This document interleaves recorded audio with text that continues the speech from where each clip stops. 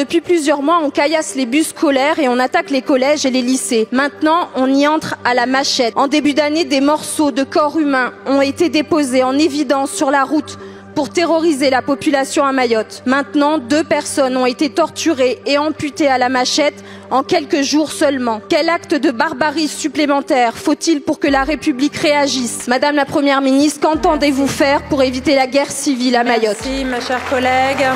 Cette situation intenable a lieu sur le territoire français, plus précisément à Mayotte, département d'outre-mer.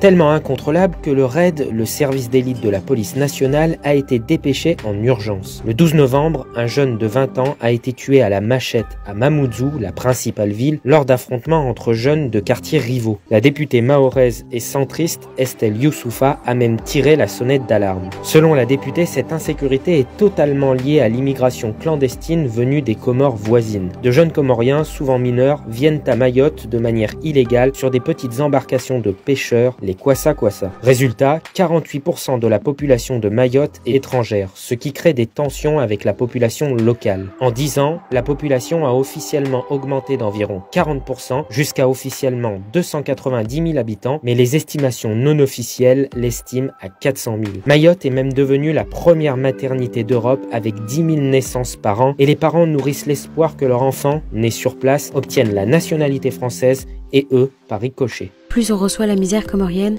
plus on est dépassé. Tous nos services publics sont saturés.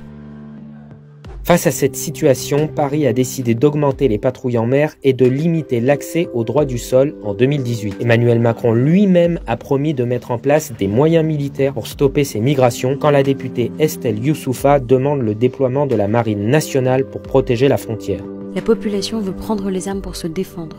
On a l'impression d'être abandonné par les autorités parce que ça fait des années que Mayotte appelle à l'aide. Est-ce qu'on est des Français comme les autres ?